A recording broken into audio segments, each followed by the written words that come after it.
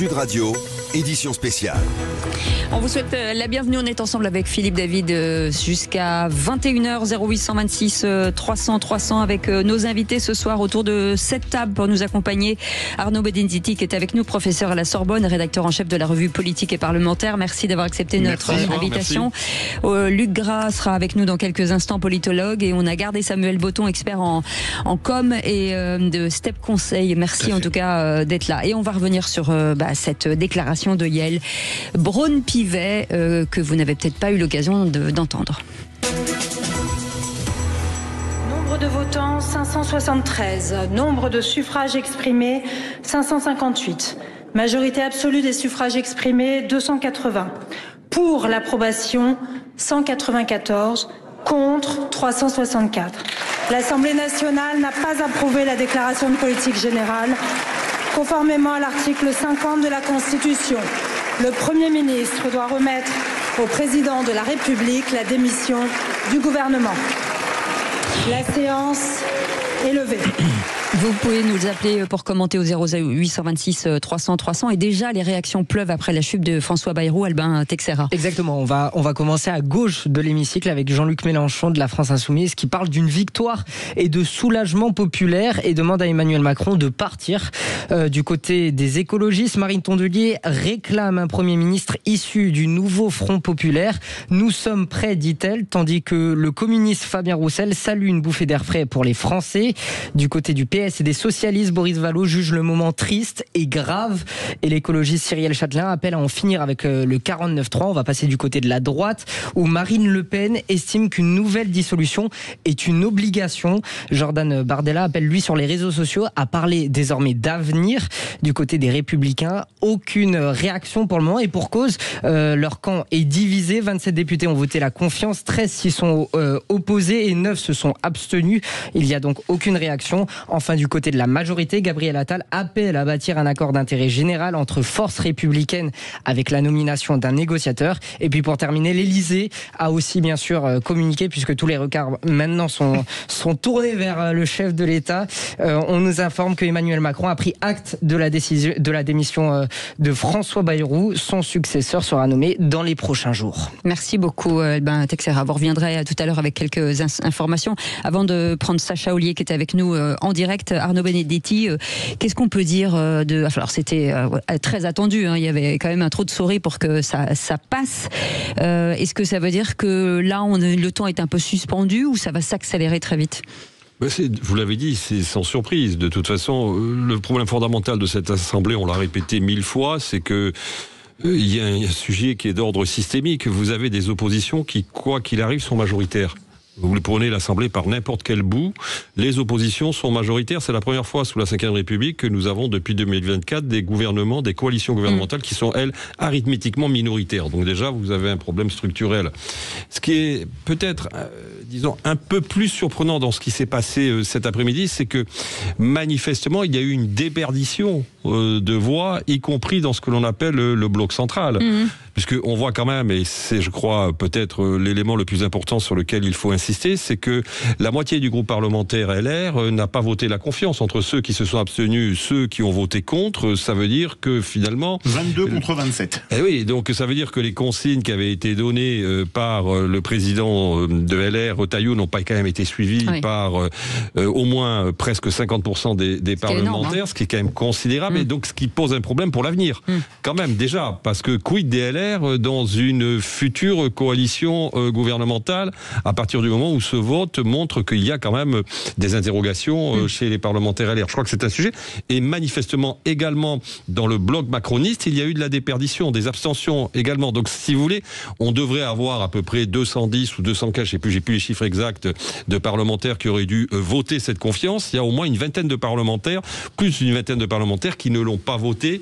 Donc ça veut dire qu'il faut tout reconstruire, mais comment on reconstruit avec une assemblée de ce genre ? Si peu de temps, parce que visiblement Emmanuel Macron veut repartir tout de suite. Et oui, il y a la séquence après. Bon, manifestement, j'ai cru comprendre qu'il y avait un communiqué de l'Élysée qui a dit qu'un prochain Premier ministre serait nommé dans les jours à venir. Donc, on ne prend pas de date pour l'instant. Avec Sacha Ollier qui est avec nous en direct, député non inscrit. Oui, député non inscrit, mais membre de Place Publique, député de la Vienne. Sacha Ollier, bonsoir. bonsoir. Bonsoir. Le président de la République nous a promis une nomination de Premier ministre dans les jours à venir. Est-ce que vous croyez que ça peut être un peu de jours, beaucoup de jours ou beaucoup de jours? Là, vous me demandez d'être Madame Irma. La seule chose dont on était sûr aujourd'hui, c'était que François Bayrou était condamné, parce qu'il s'est condamné lui-même. Parce qu'il avait en face des gens qui certes n'étaient pas d'accord avec son projet de budget, mais qui tous ont dit on va négocier. Et qui ont tous attendu qu'on négocie et rien ne s'est passé. Et puis François Bayrou a dit c'est à prendre ou à laisser, donc forcément c'était à laisser, et à commencer par lui pour ses fonctions de Premier ministre. Maintenant, le président de la République, il peut nommer quelqu'un, mais ce quelqu'un, ou quelqu'une par ailleurs, mais quel qu'il soit, s'il ne change pas la politique qui a été conduite en matière fiscale depuis plusieurs années, et moi j'avais essayé de faire réfléchir la politique en interne lorsque j'appartenais à la majorité, s'il ne le change pas, ça aura les mêmes effets, et ce sera à nouveau une censure. Sacha Houlié, votre réaction, il fallait qu'il parte? Non, il fallait pas, et c'est ça qui est un peu fou, c'est que François Bayrou, il s'est un peu autosuicidé lui-même. Enfin, il s'est suicidé lui-même, mais ce que je veux dire par là, c'est que il avait plein de gens de bonne volonté qui disaient on va voir, l'effort est trop important, il pèse sur les classes moyennes, il pèse sur les gens qui travaillent, les jours fériés, les déremboursements c'est trop, l'Union européenne exige qu'un effort de 25 milliards d'euros, pas de 44. Bref, il y avait plein de choses dont on voulait négocier. Mais il nous a dit en fait vous ne discutez pas et vous votez la confiance. Samuel Botton. Moi, c'est le retour de mon personnage préféré dans la Ve République, le maître des horloges. Donc, en l'occurrence, Emmanuel Macron, qui, je pense, aura tout intérêt à prendre son temps. Chaque fois qu'il a fait un communiqué rapide, en général, ça ne s'est jamais suivi d'effet. Et après, sur le reste, donc, pour reprendre, c'était 220 voix qu'il aurait dû avoir, François Bayrou, pour avoir au moins toutes les voix qui le concernaient. Ce n'est pas le cas, donc ça reste une défaite, et une défaite monumentale. Après, la question, c'est toujours la même, et on l'a abordé sur les 2 premières heures de l'émission, c'est quelle suite on peut donner à ça. Et là, Monsieur Houlié, j'ai envie de vous poser la question en tant que non inscrit aujourd'hui. Comment est-ce qu'on peut remettre toutes ces forces politiques à la même table et faire en sorte qu'elles s'entendent et qu'elles avancent sur des idées communes? Et juste un dernier point, un petit tacle pour Gabriel Attal, dont l'idée est très bonne, mais qui aurait quand même pu nous la proposer il y a un an. Je vais pas rebondir, mais effectivement, qu'est-ce qui s'est passé depuis janvier 2024 ? Depuis janvier 2024, on a un accroissement du déficit chaque année, et ce qui plombe la dette. Voilà. Et pour l'aggravement de ces déficits, on a évidemment des économies qui sont à faire, et je pense qu'y compris les partenaires sociaux, on en a proposé pour ce qui concerne l'assurance chômage et l'assurance maladie surtout, pardon. Mais on a surtout constaté un manque de recettes. Donc ça veut dire qu'il y a des impôts qui rentrent pas. Et ça veut dire qu'il y a des calibrages sur les impôts qu'on a mal fait, et qu'on fasse pas croire à monsieur et madame tout le monde que c'est leurs impôts à eux qui vont augmenter. C'est du prélèvement forfaitaire unique, c'est de la transmission d'entreprise pour le pacte du trade, c'est du crédit d'impôt recherche. C'est des choses qui ne concernent pas les particuliers, les travailleurs. Sacha Houlié, on va écouter Gabriel Attal pour que tout le monde soit au même niveau de compréhension.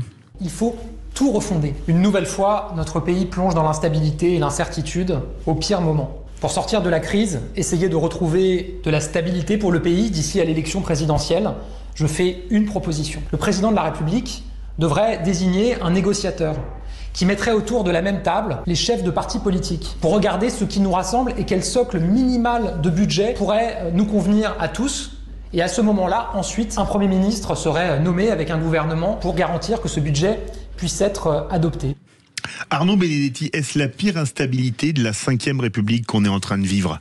Clairement, oui, c'est évident. Vous avez eu 4 premiers ministres en moins de 2 ans. C'est un record que l'on peut atteindre sous la 4e République, à peu près. Oui. Ça allait très vite. Mais souvent, on fait la comparaison avec la 4e République, et je pense que c'est une mauvaise comparaison. Parce que la 4e République avait des formes de stabilité. C'est-à-dire que l'Assemblée nationale arrivait quand même à générer des majorités. Après, c'était des alliances qui se disloquaient. Mais il y avait des majorités arithmétiques. Oui. Là, c'est même pas le cas, en l'occurrence. Donc, en effet, c'est la pire instabilité pour un régime qui a été quand même, je le rappelle, fondé pour assurer la stabilité et la durabilité. Je voudrais quand même rebondir sur l'annonce de Gabriel Attal. je vois pas trop ce que c'est qu'un négociateur. Dans un régime parlementaire, ce qui se passe, et ce qui s'est passé d'ailleurs sous la 4e République, le président de la République est chargé, en l'occurrence, un membre, en tout cas, de la formation dominante à l'Assemblée, d'essayer de former un gouvernement. C'est ce qui se passe dans tous les régimes parlementaires, en l'occurrence. Oui. Donc, un négociateur, je veux bien, mais la vérité, c'est qu'en fait, il faudrait, en effet, que le président de la République, parce que c'est ça, en tout cas, c'est sa fonction, et c'est ça, j'allais dire, ça fait partie de ses missions, devrait nommer, en effet, un Premier ministre dont il considère qu'il peut éventuellement trouver une coalition élargie, parce que de toute façon, s'il n'y a pas de coalition élargie, il n'y aura pas de gouvernement stable. Mais ça me paraît difficile quand même. Juste un nom, Sacha Houlié, d'un futur Premier ou d'une future Première ministre. Vous avez un nom à nous donner ? Une proposition. J'en ai plusieurs, mais je suis pas le président de la République, donc je me laisserai opérer. Simplement, ce qui a bloqué la fois dernière pour Michel Barnier et François Bayrou, c'est aussi l'intransigeance du camp présidentiel de dire nous on veut pas bouger sur les impôts. Et Gabriel Attal, ce qu'il dit aujourd'hui, il faut qu'il se l'applique à lui-même. Est-ce que lui accepte de négocier ? S'il accepte de négocier, tout est possible. Merci beaucoup. Sacha Houlié, vous restez avec nous 0826 300 300. Beaucoup de gens au standard qui veulent réagir sur cette émission. On est ensemble jusqu'à 21h avec Philippe David. Sud Radio, édition spéciale. Je déclare officiellement. Sud Radio, édition spéciale. Pour nos peuples. Et nous sommes en direct avec vous et Philippe David jusqu'à 21h autour de cette table. Arnaud Benedetti, professeur à la Sorbonne et rédacteur en chef de la revue politique et parlementaire. Samuel Botton est avec nous, expert en com, Step Conseil. Et puis Luc Gras qui vient d'arriver, politologue. Bonsoir Luc, merci d'avoir accepté notre invitation. On va prendre tout de suite Mathieu Vallet qui est avec nous en direct, député européen Rassemblement National. Monsieur le député, bonsoir. Bonsoir. Bonsoir Cécile Dominibus, bonsoir Philippe David. Bienvenue sur Sud Radio, restez avec nous, 0826 300 300, une réaction de Pascal qui nous appelle de Houdan dans le 78. Bonsoir Pascal. Bonsoir. Oui, bonsoir. Petite réaction d'un électeur finalement ou d'un soutien ou pas de François Bayrou. Qu'est-ce que ça vous inspire ? Écoutez, moi je pense qu'on est revenu au défaut de la 4e République et c'est pour ça que De Gaulle a fondé la 5e. La politique des partis, on change de gouvernement et de Premier ministre tous les 2 mois. Il va falloir trouver une solution parce que pour le moment, la 5e République, on est obligé de faire avec. Alors j'ai peut-être une petite idée qui très bien.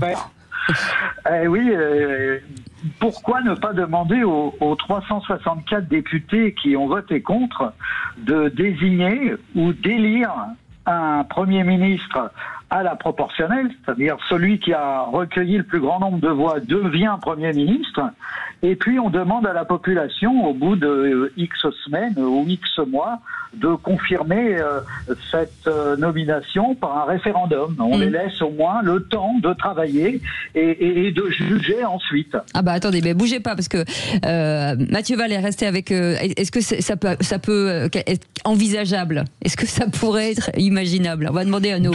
Dans la Constitution, non. C'est pas envisageable, non. C'est pas non. Mathieu Vallet. Mathieu Vallet, restez avec nous, Pascal. Réaction forcément après ce vote de confiance raté. D'abord, en 2004, à Angers, François Bayrou avait giflé un gamin parce qu'il voulait lui faire les poches. Et là, on a l'Assemblée nationale qui a mis une gifle à François Bayrou pour qu'il rentre à Pau, retrouver son bureau tout neuf de 40 000 €, puisque près de 70% de l'Assemblée nationale a voté contre la confiance. C'est un suicide politique et désormais ce soir, la France est libérée de ces 2 jours fériés qui voulaient supprimer, de ces 20 milliards d'impôts supplémentaires aux Français et aux entreprises qui voulaient imposer. Bref, pendant 9 mois, on a eu un paresseux à la tête du gouvernement. Il s'est roulé par terre pour avoir le poste de Premier ministre et finalement, c'est une lutte de CV qui a fait perdre 9 mois à notre nation. Et ce soir, nous, on demande la dissolution de l'Assemblée nationale pour qu'on revienne aux urnes, puisque en cas de crise politique majeure comme on le vit, le peuple doit revenir aux urnes et la parole doit être redonnée au peuple comme le général de Gaulle l'avait imaginé dans les institutions de la 5e République. Emmanuel Macron ne doit pas renommer un Premier ministre, il doit consulter les Français pour qu'on ait une majorité absolue et que nous on fasse confiance et que Jordan Bardella puisse appliquer un programme de redressement que nous avons présenté durant l'été. Excusez-moi, mais avant de donner la parole à Luc Gras qu'on n'a pas encore entendu et à nos invités Arnaud Benedetti et Samuel Botton, c'est pas dans les tuyaux puisque dans les jours qui viennent, alors on ne sait pas combien de jours, Emmanuel Macron va nommer un nouveau Premier ministre. Donc il n'y a pas d'élection en vue, ni présidentielle en cas de démission, ni législative en cas de dissolution. Vous me parlez à moi, Philippe David ? Absolument. Ah pardon, excusez-moi. Non, mais ce qu'il faut bien savoir, Philippe David, vous en parlez souvent sur votre antenne, Emmanuel Macron, il doit redonner la parole au peuple, parce que vous avez eu François Bayrou, il nous a fait des dingueries avant de partir, il a fait la tournée des popotes de tous les médias avant son départ aujourd'hui, qui était acté. Il a même fait son pot de départ, en tout cas il a démarré à l'Assemblée nationale en remerciant le gouvernement. C'est une honte quand on voit qu'aujourd'hui le pays est dans un piteux état, ils sont tous coupables, tous responsables, sauf le Rassemblement national. Et j'ajoute Philippe David, qu'il a eu encore hier sur le Média Brut, à croire que on veut faire plaisir à l'extrême gauche quand on va sur ce média-là, dire qu'il y avait des contrôles aux faciès. Donc moi ce soir je suis soulagé pour nos policiers et nos gendarmes. Donc ce gouvernement a sabré le budget. Il n'y a plus un rond pour les formations, pour les véhicules. Je rappelle qu'en 2024, 80% des véhicules commandés dans la police nationale ont été annulés. 2 milliards d'euros manquent pour la gendarmerie pour que nos gendarmes et leurs familles puissent être logés décemment et qu'on accueille dans les casernes les victimes et les citoyens normalement. Il n'y a plus de sous pour la police judiciaire. Bref, aujourd'hui, c'est l'hécatombe. Nos policiers et nos gendarmes sont des véritables clochards que ce gouvernement a provoqué. Et donc, revenir aux urnes, ça permettra à nous de dire oui, la priorité, ça sera le retour de l'ordre républicain. Oui, la priorité, ça sera de réarmer juridiquement, matériellement, moralement nos forces de l'ordre qui aujourd'hui sont à bout, n'en peuvent plus. Et moi, sur le terrain, les Français me le disent, ils veulent revenir aux urnes majoritairement parce qu'ils n'en peuvent plus, ils sont à bout et le pays est au bord du chaos migratoire, sécuritaire, financier, budgétaire. C'est pour ça qu'il faut redonner la parole au peuple français. C'est restez avec nous, notre République tienne debout. Mathieu Vallet. Luc Gras, le retour aux urnes, c'est pas dans les tuyaux manifestement. Hein. Non, mais c'est même pas dans la Constitution. C'est-à-dire que la démocratie, ça repose sur des institutions. Les institutions de la Cinquième République, là où je peux rejoindre Mathieu Vallet, se reposent sur le fait majoritaire. Ça, c'est vrai. Et donc, c'est vrai qu'il est tentant de dire qu'en période de crise, il faut revenir, faut redonner la parole au peuple par l'intermédiaire de l'élection présidentielle. Ça, c'est vrai. Toutefois, rien n'indique dans la Constitution, et nous devons respecter la Constitution, rien n'indique que le président de la République, tout d'abord, doit dissoudre l'Assemblée maintenant, et non plus doit partir. Et donc on doit faire avec. Et le point important, c'est qu'on sorte de cette crise. Donc pour sortir de cette crise, il faudra un moment revenir devant les électeurs. Néanmoins, on doit respecter aussi les institutions. Est-ce que le président devrait aller plus loin, c'est-à-dire démissionner Arnaud Benedetti. Pour rebondir sur ce que vient de dire Luc, moi je pense quand même qu'il y a un esprit des institutions. Vous savez, il y a une déclaration de Michel. La règle, comme on dit. Michel Debré le disait très clairement en 61 ou 62, il est interrogé, on retrouve les archives sur l'INA, où il dit quand il y a une crise, je veux dire, quand il y a une crise de confiance entre les dirigeants et le peuple, eh ben, il faut revenir au peuple. C'était ça l'esprit des institutions, tel que l'a voulu, en tout cas, tel que l'ont voulu les constituants de 58, principalement d'ailleurs le Premier ministre Debré et le président de la République de l'époque, le général de Gaulle, enfin avant président du Conseil à l'époque, quand les institutions ont été fondées. Mais je crois que c'est une réalité. Alors c'est vrai que c'est pas inscrit dans la Constitution, mais malgré tout aujourd'hui, on se retrouve dans une situation qui est totalement inédite sous la Ve République. Vous n'avez pas de majorité à l'Assemblée nationale. Vous avez un président qui est soumis à une défiance considérable, étude d'opinion après étude d'opinion. Oui. Vous avez une instabilité chronique depuis maintenant pratiquement 18 mois. Je rappelle encore une fois, je le répète, 4 premiers ministres en quelques mois. Donc, en effet, il y a un problème. Et peut-être le problème, à un moment donné, il se résout par les urnes, d'une manière ou d'une autre. Alors, pour répondre à votre question, doit-il démissionner? Non, la lettre non, clairement, il peut terminer son mandat. Après, comment, là aussi, les constituants de la Ve République auraient vu cette situation? Bon, on a quand même une réponse à travers, notamment, ce qu'avait fait De Gaulle en 69, qui lui avait quitté l'Élysée dans les heures qui ont suivi le non au référendum. Le lendemain à midi. Allez, le 0826 300 300. Merci beaucoup, Pascal, de votre intervention. Pierre de Toulouse est avec nous. Et après, ce sera vous, Samuel. On vous écoute, Pierre. Bonsoir, Pierre. Alors, moi, je crois que vos invités font abstraction d'un élément essentiel qui est la stratégie en politique. François Bayrou est un fin politique. Il respecte le timing qu'il s'est fixé, c'est-à-dire pouvoir bénéficier d'une retraite de Premier ministre puisqu'il est resté plus de 6 mois, pouvoir bénéficier d'un chauffeur, d'une secrétaire, de tous les avantages qu'ont les Premiers ministres. Et il lui reste 18 mois pour préparer une présidentielle. Parce que forcément, lui, il veut arriver en tant que sauveur et surtout, il ne voulait pas être, au moment des grèves, encore Premier ministre. Premier ministre, c'est tout. Et donc forcément, là, pour lui, c'est parfait, parce qu'après, bien sûr, il y a une crise politique, mais la crise, elle n'est que politique, elle n'est pas pour les hommes politiques, parce que les hommes politiques sont toujours en place. Je vous dis de suite, demain ça sera Attal, pas Attal, mais bon, comment s'appelle-t-il, Darmanin, Premier ministre, mais ça s'arrêtera là, quoi. C'est-à-dire que pour moi, tous ces hommes politiques ne travaillent que pour eux-mêmes, et donc là, nous sommes en crise en tant que citoyens, mais par contre, eux, ça continue. Merci Pierre. Samuel Botton, pour revenir sur... Et ensuite le dernier mot à Mathieu Vallée. Pour revenir sur l'esprit et la règle. La seule fois où un gouvernement a été censuré avant Emmanuel Macron, c'était 1962. Le général de Gaulle avait dissous immédiatement.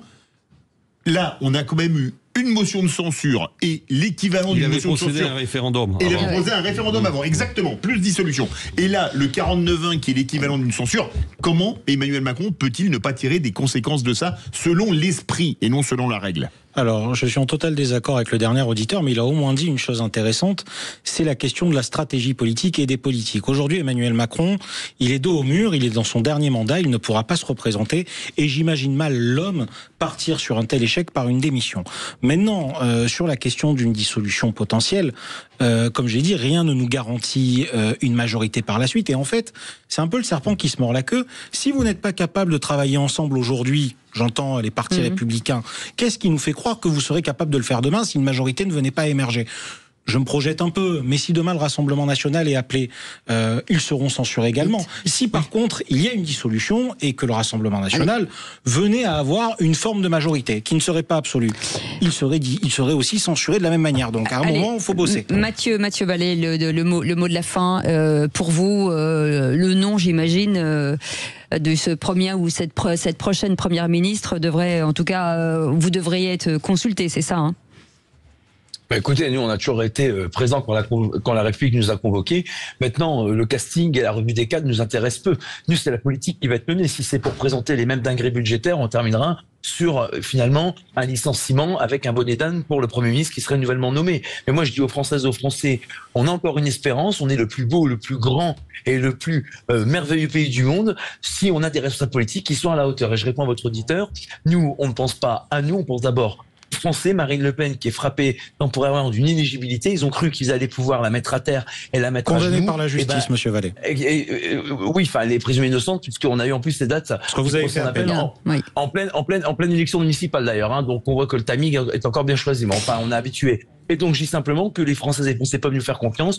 On fait passer l'intérêt du pays avant l'intérêt de qui que ce soit, et y compris Marine Le Pen. Ils ont cru qu'elle allait s'abaisser, se mettre à genoux et dire s'il vous plaît, ben non, elle est forte, elle est fière. Hier, on était à Hénin-Beaumont devant 1500 personnes et on a tenu la promesse, on a censuré. Et nous, on veut barder la Matignon parce que c'est seul qui redressera le pays avec courage, avec un programme qu'on a présenté, qu'on appliquera. On a bien compris. Merci beaucoup, Mathieu Vallée, député européen et du Rassemblement national. Vous restez avec nous dans un instant. Geoffroy Didier sera avec nous, vice-président des LR. 0826 300 300, on est ensemble jusqu'à 21h. Sud Radio. Sud Radio. Parlons vrai. Parlons vrai. Sud Radio. Parlons. Sud Radio, édition spéciale. Avec nos invités, Philippe David, bien entendu, Luc Gras est avec nous, politologue, Arnaud Benedetti, professeur à la Sorbonne, et rédacteur en chef de la revue politique et parlementaire, Samuel Botton, expert en com, STEP Conseil. Et vous, au 0826 300 300, on est en direct avec Geoffroy Didier qui est avec nous, vice-président des LR. Bonsoir, merci d'être en direct avec nous. Juste un petit mot avec vous, Luc Gras, qu'on explique bien la dissolution et la démission. Voilà, je voulais revenir sur ce point parce que il y a un enjeu quand même qui montre que si on veut, alors soit on respecte la lettre des institutions et pas de dissolution et pas de démission. Mais si on part sur les autres hypothèses, dans le cadre de la dissolution, ça permet de redonner la parole au peuple, c'est certain. Dans le cadre de la démission du président de la République, ce qui rend la situation plus tragédique, plus grave, à ce moment-là, non seulement ça redonne la parole au peuple, mais dans la perspective de permettre ensuite au président de la République de lui donner les moyens de sa politique. Et par conséquent, si on veut sortir de la crise, il est évident que c'est pas la dissolution l'arme majeure, mais la démission puis l'élection présidentielle. C'est ça que je voulais préciser aux auditeurs. Et puis avec Albin Texera, les Républicains sont apparus profondément divisés cet après-midi au moment du vote de confiance. Exactement, les députés de la droite républicaine avaient la liberté de voter pour ou contre la confiance. C'était Laurent Wauquiez qui leur avait laissé le choix. 27 d'entre eux ont suivi l'appel du président du groupe à l'Assemblée. Lors de son discours, pourtant, cet après-midi, il y dénonçait les vieux démons de l'instabilité. Le patron du groupe voulait éviter une crise politique supplémentaire et donc, logiquement, lui-même a voté aussi la confiance. Mais sa prise de parole n'a pas du tout convaincu. Dans son camp, 13 députés, dont Anne-Laure Blin, Fabien Di Filippo et Éric Pauget ont voté contre, assumant une ligne d'opposition frontale au macronisme. 9 autres députés, comme Valérie Mazin-Malgras, Julien Dive ou Nicolas Rey, se sont abstenus, illustrant la gêne et les hésitations stratégiques du groupe. D'ailleurs, cette hésitation au sein du groupe, Bruno Retailleau s'en est expliqué chez nos confrères il y a à l'instant sur le journal de France 2. Il essaye de justifier un peu ce choix. C'est normal, parce que notre électorat était divisé, ce qui a très mal passé. Comme chez beaucoup de Français, c'est les 2 jours fériés supprimés sans que ce soit payé. Et je l'avais dit, moi, très rapidement, au Premier ministre. Le ministre de l'Intérieur, qui réclame désormais un Premier ministre le plus vite possible, va se concentrer sur l'organisation des manifestations du 10 septembre. Il a annoncé au JT de France 2 que 80 000 policiers vont être mobilisés pour ces manifestations de mercredi. Merci beaucoup Alain. Albin Texera. Geoffroy Didier est avec nous. Merci d'avoir accepté notre invitation. Vous êtes vice-président des LR. Vous avez entendu Bruno Retailleau. Difficile finalement d'expliquer pourquoi il y a eu des divisions chez les LR.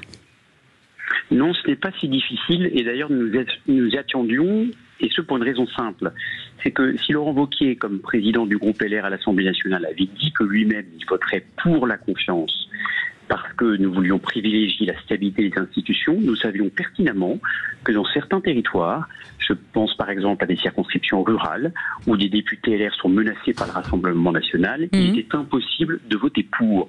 Parce que si vous êtes un député LR dans une circo rurale, et que vous allez voir vos électeurs, et que vous leur dites, vous savez, je fais confiance à François Bayrou, et même peut-être aussi à Emmanuel Macron, vous prenez des tomates de la part de vos électeurs.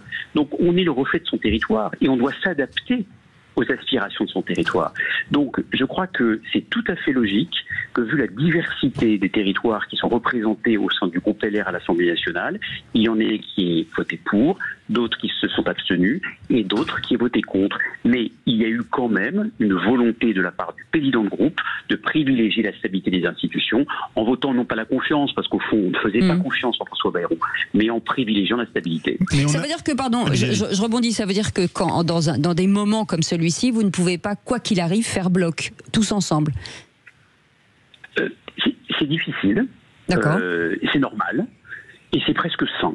C'est presque sain de représenter une diversité de profils, c'est presque sain d'avoir une droite des champs et une droite des villes, et d'avoir des aspirations qui ne sont pas tout à fait les mêmes. Nous avons les mêmes valeurs, nous avons les mêmes convictions, mais face à des votes qui sont déchirants, comme celui de la confiance, vous savez, même ceux qui ont voté pour, ils n'avaient pas véritablement confiance en François Bayrou, parce que les positions de François Bayrou en matière budgétaire, où par exemple on supprime des jours fériés, ce qui consiste à travailler plus pour gagner moins, ou on augmente les impôts d'abord des plus riches, mais on sait très bien comment ça se termine, c'est-à-dire qu'à la fin ce sont les classes moyennes qui trinquent.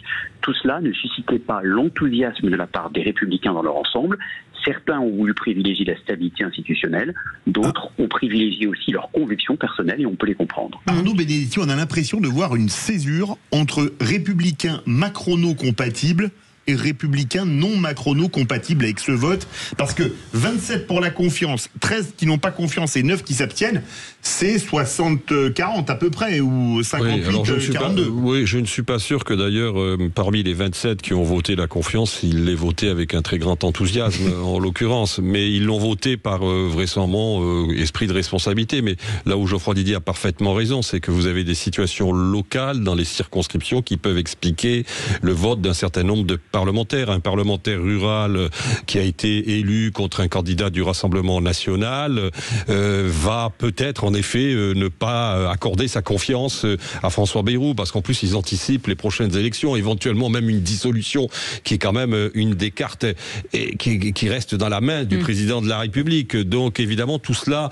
rentre dans le calcul des uns et des autres. Mais moi j'ai une question à poser à Geoffroy Didier quand même, parce que quelle est maintenant la suite que les LR entendent donner à cette situation? Quelles sont les conditions pour vous pour participer à nouveau à une coalition gouvernementale avec le bloc le bloc macroniste? Nous sommes très clairs là-dessus. Si le président de la République choisit un Premier ministre issu du bloc central, nous sommes tout à fait prêts à travailler avec lui ou avec elle, à partir du moment où nous serons préalablement mis d'accord sur un contrat, c'est-à-dire sur un pacte de gouvernement avec quelques points essentiels que nous voulons voir mis en œuvre. Si le gouvernement comportait des ministres LFI, ce ne semble absolument pas être une hypothèse possible, évidemment que nous censurerions d'office, parce que les représentants de la France Insoumise sont des fous dangereux et que Jean-Luc Mélenchon est un cracheur de feu qui veut déstabiliser les institutions. Oui, Emmanuel Macron a incité à travailler avec le PS. Ici, les PS. Oui, alors voilà, j'en venais au PS. Le PS, vous savez, il y a deux PS. Il y a le PS qui accepte la solidarité avec la France Insoumise. Cela, il en est hors de question et subira le même sort que la France Insoumise, c'est-à-dire une censure immédiate. Si en revanche, il y a des hommes et des femmes de gauche qui veulent participer à un gouvernement, et d'ailleurs c'était déjà le cas dans le gouvernement de François Bayrou, et qui ont des valeurs républicaines et qui se seraient préalablement désolidarisés de LFI. Vous allez nous donner des noms, bien sûr. Non, c'est au président de la République. Monsieur Faure, par exemple, est-ce que Monsieur Faure est un candidat présentable pour vous? Est-ce que Monsieur Faure est un candidat présentable pour vous? Bah non, parce qu'Olivier Faure ne s'est jamais désolidarisé totalement de la France Insoumise. Et vous savez, si vous ne le savez pas, je vous le révèle, c'est que s'il y avait une dissolution demain, Olivier Faure serait condamné à pactiser avec la France Insoumise, parce que sans la France Insoumise, il perdrait sa circonscription. Donc on connaît l'histoire d'Olivier Faure. Luc Grain, on a entendu Geoffroy Didier qui dit que désormais il y a deux partis socialistes avec 1,75% à la dernière présidentielle, ça fait deux tout petits partis, non? Il y avait 1,78 je crois, %. Non, mais là c'est mesquin, parce que si vous commencez à parler des chiffres au présidentiel, les LR c'était un peu mieux, mais pas beaucoup mieux. Non, concrètement, il y a deux choses à dire. Il y a deux choses à dire. La première, c'était 3 fois plus. La première chose à dire, c'est que tout ça répond à des stratégies de partis politiques. Et que autant Mélenchon que Marine Le Pen se sentent prêts pour aller combattre à nouveau et rencontrer le suffrage universel, tandis que tous les partis du socle commun et de LR n'étaient pas prêts. Et donc c'est vrai que cette attitude auto-suicidaire de Bayrou a mis tout le monde dans la panade. Ça, c'est le premier point.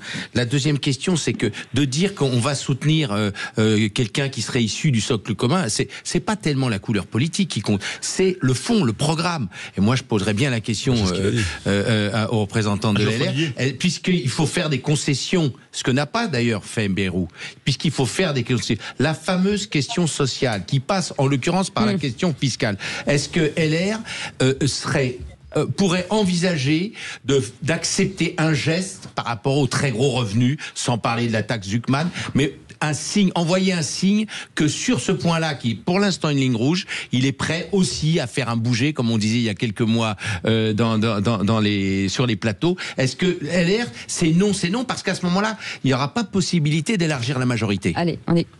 Geoffroy Didier. La réponse n'est pas simple, parce que je sens que certains aux Républicains sont peut-être prêts à faire ce geste.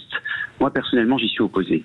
J'y suis opposé parce que je crois que nous avons atteint le taux de saturation des impôts et que ce fanatisme de l'impôt devient insupportable et que à chaque fois, on dit ce sont les plus aisés qui vont payer, mais les plus aisés, soit ils partent, soit ils optimisent fiscalement et donc ils se débrouillent pour ne pas payer l'impôt, et ce sont les classes moyennes qui trinquent. À chaque fois, on nous dit, mais vous savez, ce n'est que très provisoire. Et puis on sait parfaitement que la fin de l'histoire, le provisoire devient durable. Donc moi, je suis personnellement opposé à ce que nous ouvrions à nouveau la boîte de Pandore fiscale, parce que je crois que nous avons le taux de prélèvement obligatoire qui est le record des pays de l'OCDE, et que ça suffit, et qu'au fond, augmenter les impôts, c'est une erreur de stratégie économique et c'est un aveu de faiblesse politique.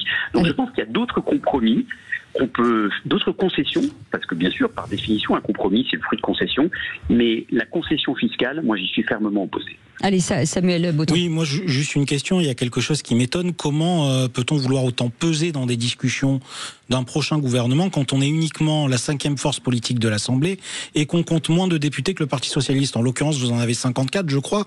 Le Parti Socialiste est 49, pardon. Le Parti Socialiste émarge à peu près à 78 sans LFI. Aujourd'hui, est-ce que vous êtes conscient qu'à un moment, il va falloir mettre de l'eau dans votre vin et que vous n'êtes plus en position de mettre des vétos permanents? Alors, vous pouvez le faire, mais vous contribuerez, vous aussi, de facto, à une instabilité politique. Mais je vous ai dit il y a 40 secondes que j'étais favorable à un esprit de compromis, un contrat. Oui, mais vous m'avez dit l'inverse aussi dans le même temps. C'est-à-dire aujourd'hui, je n'arrive pas à dégager quelles sont les lignes prioritaires qui sont les vôtres sur ce programme et sur quel point vous pouvez faire des concessions. Et aujourd'hui, en toute franchise, je ne le vois pas. En fait, ça se fera pas sur Sud Radio. Ça se fera autour d'une table. C'est dommage. C'est dommage. Malgré tout le respect que je dois à Sud Radio. On doit raccrocher, Geoffroy Didier. Pardon. Allez-y. On se mettra tous comme le font les Allemands, comme je l'ai fait pendant 7 ans au Parlement européen, comme député au Parlement européen, où on trouvait à chaque fois des terrains d'entente et on travaillait avec des gens qui ne pensent pas comme nous.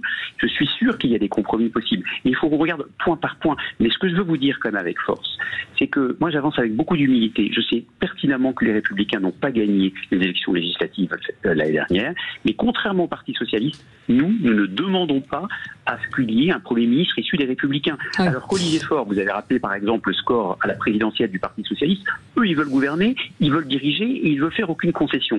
Moi j'avance avec humilité, nous sommes prêts à faire des concessions, elles doivent s'étudier de manière très sérieuse, intelligente, détaillée, précise, sans renier nos valeurs et nos convictions, parce que dans ces cas-là, évidemment, nous ne pourrions pas suivre. Allez, dernier petit mot avec vous. Il y a un petit élément important pour les Républicains, je ne vais pas me faire l'avocat de Geoffroy Didier, mais c'est que les Républicains sont majoritaires au Sénat. Donc ce n'est pas négligeable dans le contexte institutionnel que l'on connaît aujourd'hui. Merci beaucoup Geoffroy Didier d'avoir accepté notre invitation, vice-président DLR. Vous restez avec nous dans un instant. Éléonore Carrois, députée Renaissance, sera avec nous en direct et on est ensemble jusqu'à 21h. Vous voulez réagir 0826 300 300. Sud Radio, édition spéciale. Sud Radio, édition spéciale. Édition spéciale avec Philippe David. On est ensemble jusqu'à 21h après le renversement du gouvernement de François Bayrou. Je vous rappelle les scores que je n'ai plus sous les yeux. Philippe, vous les aviez. 364 contre la confiance au gouvernement Bayrou, 194 pour. Le gouvernement a donc démissionné. Avec autour de cette table Luc Gras, politologue, Arnaud Benedetti, professeur à la Sorbonne et rédacteur en chef de la revue Politique et Parlementaire, et Samuel Botton, expert en com. Il s'appelle Step Conseil. Avec nous, autour de cette table, nous accueillons Éléonore Carrois, qui est députée Renaissance. Bonsoir Madame la députée, merci d'être avec nous en direct sur Sud Radio. Et Bruno qui est avec nous de Pierritte, qui nous appelle au 0826 300 300. Bonsoir Bruno, bienvenue. Bonsoir Bruno. Bonsoir à tous. Votre réaction Bruno? C'est... En résumé, j'ai 58 ans, je suis commerçant, petit commerçant, ancien militaire. Moi, je vais vous dire aujourd'hui, moi, la seule personne qui est responsable de tout ce qui va se passer et de tout ce qui s'est passé n'est que le président de la République. Je ne comprends pas pourquoi une personne qui pourtant qui a été élu avec un tout petit pourcentage de voix des électeurs de France, parce qu'il faut quand même se rendre compte de ça, parce qu'il a été élu non pas à la proportionnelle comme ça devrait être fait. On ne peut pas élire un président à la proportionnelle. On ne va pas prendre 40% d'un tel, 23% d'un tel et 27% d'un autre. Ce que je veux dire, c'est que au jour d'aujourd'hui, est-ce qu'il se rend compte qu'en quelques mois, on a quand même 4 premiers ministres qui passent? Ça, c'est un truc, je n'arrive pas à le comprendre. Après, moi, je vais vous dire, je vais pas faire des grands débats, je suis pas politicien, je suis pas éditorialiste, mais moi, je vais vous dire franchement mon point de vue. J'ai mal pour ma France. J'ai mal pour tout le monde. Merci. Vous sentez très ému, Bruno. Très ému. Restez avec nous, Bruno, avec Éléonore Carrois qui est avec nous, députée Renaissance. D'abord, juste une petite réaction déjà, et on va revenir avec d'autres déclarations. On vous écoute. Manifestement, Éléonore Carrois, la dissolution n'a pas été comprise. Oui, moi je comprends très bien ce que dit votre auditeur, et je comprends qu'aujourd'hui on puisse se sentir dans une impasse. On a finalement une succession de gouvernements et puis on peut avoir l'impression qu'on n'avance pas. Moi j'aimerais quand même vous rassurer, monsieur, sur le fait qu'il y a eu une évolution depuis l'élection qui a eu lieu il y a 1 an. On a eu un premier gouvernement qui a été incapable de passer un budget. On a quand même eu un budget qui a été adopté pour 2025. Au cours des 9 derniers mois, on a avancé sur des choses importantes pour les Français. On a fait une loi sur le narcotrafic, une loi sur la fin de vie. Il y a eu des débats. Moi, j'ai pas arrêté de travailler en tant que parlementaire. Et aujourd'hui, eh bien, il faut se mettre autour de la table et accepter le résultat des urnes. Le résultat des urnes, c'est une assemblée qui est très divisée. Ce sont des partis qui, jusqu'à présent, ne voulaient pas se parler. Mais moi, je suis confiante que ce qui s'est passé aujourd'hui va permettre un sursaut de la part de mes collègues, de la part de mes collègues qui ont préféré censurer plutôt que de travailler, de coopérer, et qu'on va réussir à construire quelque chose parce que les Français en ont besoin. Et moi, j'entends absolument ce que vous dites. Merci Brenou, en tout cas, d'avoir contacté le 0826 300 300. Madame la députée, on va vous faire réagir. C'était dans la salle des 4 colonnes à l'Assemblée nationale. L'heure était à la jubilation pour Mathilde Panot, présidente du groupe Insoumis. Et ce que montre le résultat, au-delà même du gouvernement de Bayrou, c'est l'imposture de la Macronie qui éclate au grand jour. Rendez-vous compte qu'il n'y a qu'un tiers de l'hémicycle qui a accordé sa confiance au Premier ministre. Ce qui veut dire que la politique macroniste pour les riches, au service des riches et de guerre sociale contre le peuple, a recueilli 2/3 de votes défavorables dans l'hémicycle. Elle est donc minoritaire à la fois dans l'Assemblée nationale, mais aussi dans le pays. Éléonore Carrois avec nous, députée Renaissance. Elle mâche pas ses mots, Mathilde Panot. Moi, je trouve que c'est quand même assez indécent aujourd'hui dans la jubilation parce que clairement, on est dans une situation inconnue. Vous pouvez être content ou mécontent de voir partir François Bayrou. D'ailleurs, moi, je vais vous rassurer, j'ai pas voté pour ou contre François Bayrou, pas plus que je ne l'avais choisi, pas plus que je n'avais choisi Michel Barnier. Mais à un moment donné, quand vous avez une assemblée qui est divisée, des Français qui ont voté massivement et qui ont voté très différemment, qui n'ont pas donné de majorité claire, ben vous devez composer. Donc moi, je pense qu'aujourd'hui, personne ne devrait se réjouir et ce qu'il faut, c'est vraiment travailler ensemble. Ça peut paraître compliqué, ça n'est pas l'agenda de quelqu'un qui soutient Jean-Luc Mélenchon, qui rêve de voir notre pays plongé dans le chaos pour pouvoir se faire élire, à défaut de se faire élire par les urnes, hein, parce qu'il s'est quand même présenté 3 fois à la présidentielle. Ça peut être le rêve d'une Marine Le Pen qui aujourd'hui est déclarée inéligible parce qu'il y a eu un détournement de fonds publics européens à hauteur de 4 millions d'euros, rappelons-le quand même, et qui attend l'appel de cette décision des juges. Mais aujourd'hui, si on est un peu responsable, si on est un responsable politique, on ne peut pas se réjouir de la situation, que l'on soit d'ailleurs dans la majorité, enfin, ancienne majorité, ou dans l'opposition. Arnaud Benedetti, vous voulez réagir? Non, il y a 2 sujets à mon avis. Le premier sujet, c'est que finalement on fait remonter tous les mots que l'on rencontre aujourd'hui à 2024, mais moi je les fais remonter à 2022. C'est-à-dire qu'il faut jamais oublier qu'en 2022, le président de la République, après sa réélection, n'a pas eu de majorité absolue. Il y a eu une majorité très très relative d'ailleurs à l'Assemblée nationale. Et mais qui était moins relative qu'aujourd'hui. Hein. Oui, mais enfin, c'était parmi de toutes les majorités relatives sous la Ve République, la plus relative qui ait jamais existé. Et c'est vrai, c'est vraiment ce qui a compté aussi dans sa décision de dissoudre. Il avait la majorité avec les LR. Oui, mais enfin, les LR, à cette époque-là, n'étaient pas. À cette époque-là, les LR, pour la plupart, ne votaient pas un certain nombre de textes. Un certain nombre de textes, et ils faisaient pas partie de la coalition gouvernementale, en l'occurrence. Ils étaient dans l'opposition. Donc, je pense qu'à ce moment-là, il y a eu certainement une fenêtre d'opportunité qui a été ratée pour essayer de construire une majorité qui soit une majorité un peu plus élargie. Et depuis, on en paye vraisemblablement les conséquences. Après, il y a un problème de fond, qui est un problème, j'allais dire, qui date d'une vingtaine d'années dans la vie politique, voire plus, c'est que finalement les forces politiques qui sont les forces politiques de gouvernement, celles qui ont gouverné depuis 30 ans, 40 ans le pays, et dont finalement quand même malgré tout le macronisme est aussi l'héritier, sont aux yeux d'une grande partie de nos concitoyens délégitimés. C'est bien le problème. C'est-à-dire que une grande majorité. Ça veut dire qu'aujourd'hui il y a un rejet. Ce qu'on a vécu, c'est que finalement on n'a pas de majorité pour, mais ce qu'on sait, c'est qu'on a des oppositions contre. Et ça, c'est une réalité. Et je pense que on est finalement dans une véritable crise démocratique. Donc ça veut dire que pendant 2 ans, ça va être comme ça, quoi qu'il arrive, quel que soit le Premier ministre. Moi, je crains que, si vous voulez, compte tenu de la composition de l'Assemblée nationale, je suis pas du tout sûr qu'on trouve des solutions pour avoir un gouvernement stable. Ça, c'est un sujet qui, à mon avis, s'est posé pour Barnier, s'est posé pour Bayrou et se posera de toute façon pour le successeur de François Bayrou. Parce que on voit bien, en plus, il y a un autre aspect, si vous voulez, qui, à mon avis, inhibe les possibilités de convergence. C'est qu'on a des élections municipales dans 6 mois et que, quand même, l'élection présidentielle commande tout dans la vie politique française. Donc, converger pour ensuite finalement se présenter en montrant qu'on est des candidats de rupture, ça va être extrêmement compliqué. C'est tout. Samuel Botton. Oui, une réaction à vos propos, Madame la députée. D'une part, je suis étonné qu'on attende seulement maintenant pour se poser la question de la co-construction entre les différents parlementaires. Et puis après, en vous écoutant parler, il y a un nom qui m'est apparu qui, lui, je pense, pourrait autant que possible faire consensus. C'est du moins le mieux placé dans l'hémicycle, c'est Charles de Courson.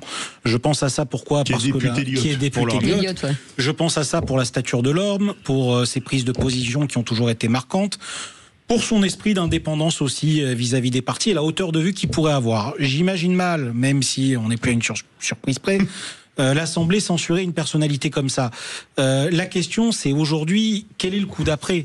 Comment est-ce qu'on se remet en ordre de marche quand on est dans votre position ? Et surtout, à qui on va s'adresser politiquement ? Je ne parle pas de population. La population, elle a acté, elle a voté, à moins qu'il y ait une dissolution. Il faut lui laisser répondre Éléonore Carrois. Non, mais je prends tous vos points. Si vous voulez, moi, ça fait 1 an que je dis qu'il faut être dans le compromis, dans la construction, dans les mains tendues plutôt que dans les lignes rouges. Et d'ailleurs, c'est ce que dit notre groupe. Ça veut dire que dans votre groupe, vous êtes non plus pas d'accord. Vous êtes comme les LR, c'est ça ? Non, dans mon groupe, on propose les mains tendues. On avait proposé d'ailleurs de travailler sur un pacte de gouvernement il y a 1 an. On a accepté Michel Barnier qui, comme vous le dites, vient pas de notre camp. Enfin, moi, j'étais face à un LR qui était extrêmement virulent pendant mon élection et je venais de le combattre et pourtant, j'ai accepté que le président nomme un LR Premier ministre parce que l'idée, c'était de construire une coalition. Et vous avez raison aussi lorsque vous disiez tout à l'heure que le problème vient de 2022. Parce que pourquoi est-ce qu'on dissout ? Parce qu'à un moment donné, vous avez des oppositions qui sont dans une opposition qui est une obstruction.